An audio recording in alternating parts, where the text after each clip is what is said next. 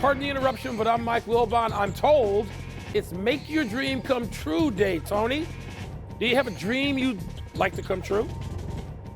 I'm Tony Kornheiser. I do, but it involves a flight to Turkey and a hair transplant surgeon I'm having trouble vetting, so I don't see it coming true. I don't. Turkey? You can get hair. Yeah. You can get hair a lot closer than Turkey.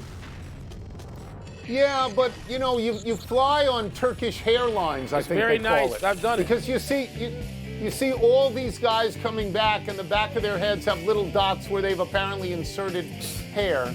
You know, that might be fun, or maybe not. Or not. Welcome to PTI, boys and girls. In today's episode, the Texans' defense dominates, Joe Mazzulla reiterates, and Jeff Saturday conversates for 5 good minutes. But we begin today with Mike Tomlin stepping down as head coach of the Steelers following last night's playoff loss to the Texans. Tomlin has led the team for 19 years without a losing season, but the Super Bowl winner has dropped his last 7 playoff games, and the team hasn't won in the postseason in 9 years. Wilbon, Tomlin is just 53. Where do you see him and the Steelers going from here? I don't see him going with the Steelers anywhere since he has stepped down. The Steelers will go and do what they haven't had to do very often in their history, which is go and select a coach. You know, I mean, Chuck Noll, Bill Cowher, you know, it doesn't happen very often. So they'll do that. I'm sure they've had their eyes on a short string of candidates for weeks. Because, Tony, going back to when there were the boos, when Mike Tomlin was booed and people suggested fans in Pittsburgh he'd be fired, I remember thinking then, Mike Tomlin needs this? Really? He needs this. I know he makes a lot of money. He's making whatever in the teens of millions of dollars, somewhere between $13, $16 million. He can make more than that in TV. That's where I expect him to go. I told you weeks ago, Mike Tomlin can reset television as a form of entertainment, football as a form of entertainment on television in a way that no one has since John Madden. And that may be new ways we don't know about. It may be one of the existing ways with an existing network or platform. I don't know. I'm not a television executive. But Mike Tomlin, who you have loved to hear talk and talk to for 20 years, you know Mike Tomlin would be great at that. Yeah. Why does he need coaching? It's been forever. He's going to make more than $20 million no matter what he does without the stress. Yeah. I don't see him coaching next year. I don't. Okay, so let me take a few things at a time. There was a very interesting name being mentioned on the internet as the next coach of the Steelers, and that's Curt Cignetti. Yeah, Curt Cignetti would be very interesting. I think he's from that area. Yeah. So I just wanted to throw that one out there. It's somebody else's idea. Look, last night after that game, it would have been fair to say in any discussion, did we just see the last of Aaron Rodgers and we just see the last of Mike Tomlin? Yeah. In Aaron Rodgers' case, he looked old. He looked sort of creaky, and he's he's got physical demands that at a certain point he can't do anymore. Mike Tomlin's only 53 years old. Right. A lot of guys coaching in the league older than him. Sean Payton's older than Mike Tomlin, for example. I don't know if he wants to coach again. John Harbaugh wants to coach again, wants to coach right away. Maybe Mike Tomlin does as well. If Atlanta looks good for John Harbaugh, it looks just as good for Mike Tomlin. So one of the things that we don't know. TV is fine to mention.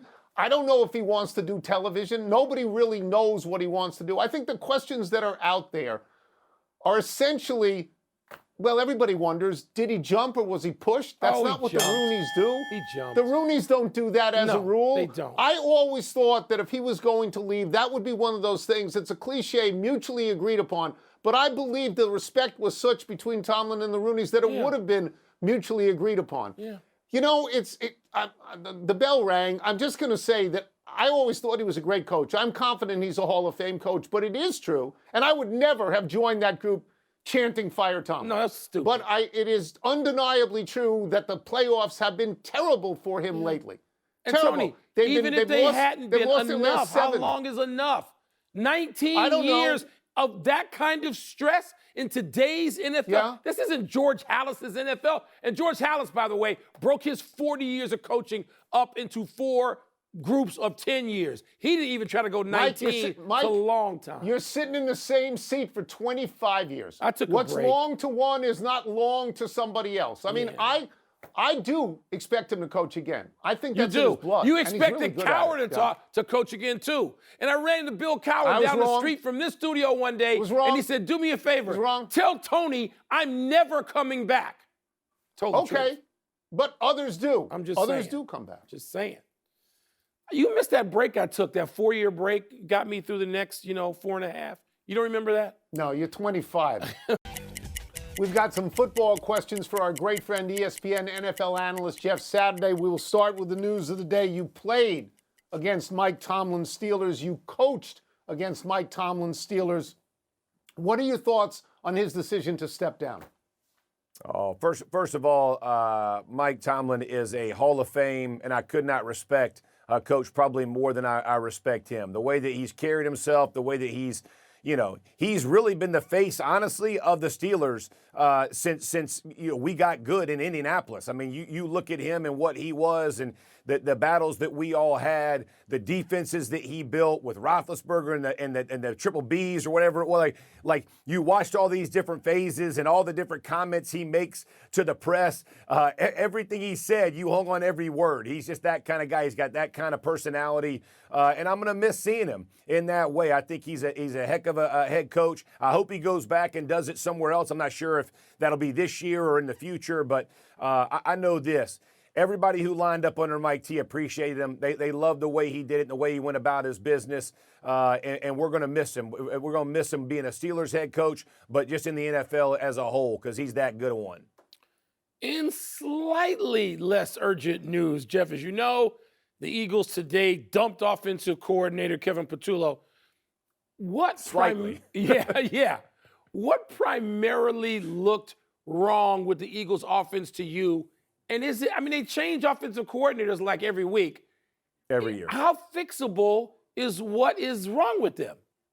Well, it's very fixable. They are loaded with talent. So they got 2 really good receivers. They got a great tight end. They got a great back. They got a quarterback who's won championships and has played at elite levels. And so they got a great defense or an elite defense. So all the pieces and parts are there. I think from the Patullo side of it is they never found consistency and they never found their identity.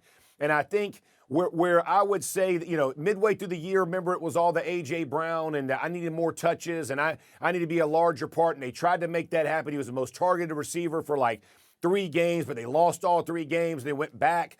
They just never really found their flow. And then I'll be honest, this last game, this is not really on Patullo. I get it. Like, was it a thing of beauty? Was it a masterpiece? No, but they got the ball, and they got guys dropping the ball, 3 or 4 different drops on 3rd down. They got the Devontae Smith drop in the 10-yard line. You got 1st and 10 from the 20 with 1:28.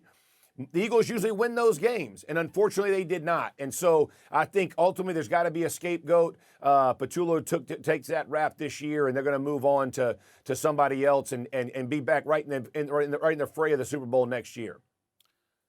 During the Jacksonville-Buffalo game, when Josh Allen is involved in about a 10-yard tush push, you were the person I immediately thought of. What does Saturday think about this? And now we have the chance to ask you, because I know Greeny lost his mind. I'm trying to dismiss that.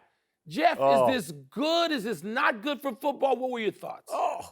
I freaking love it, baby. Pick them up and tote that dude. Do it. Run over, dominate the humans in front of you. Run over them. I absolutely love it. Listen, I can't stand the whole we hate the tush push.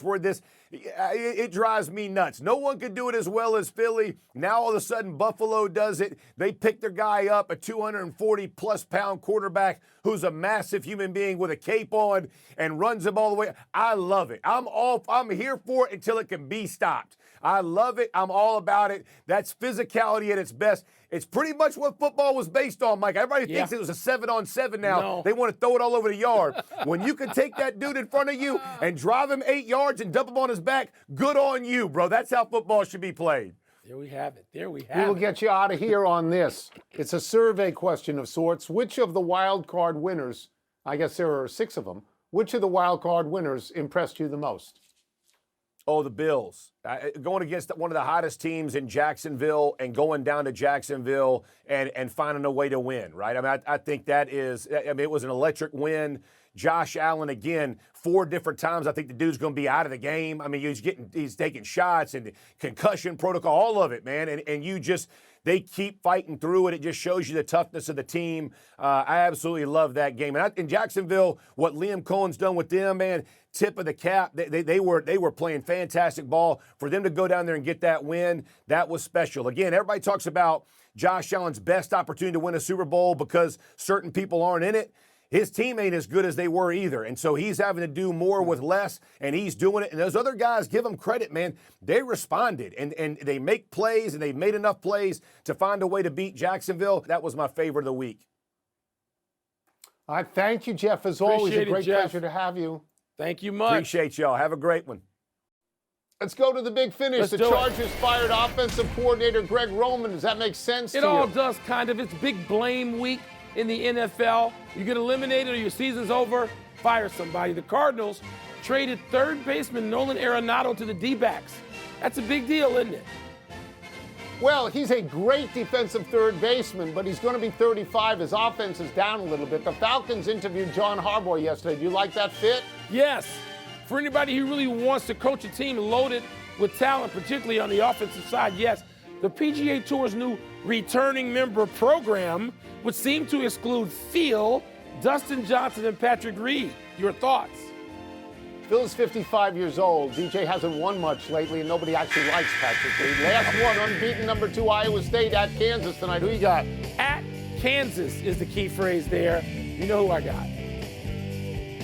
We're out of time. We'll try to do better the next time. I'm Tony Kornheiser. And I'm Mike Wilbon. Same time tomorrow, knuckleheads.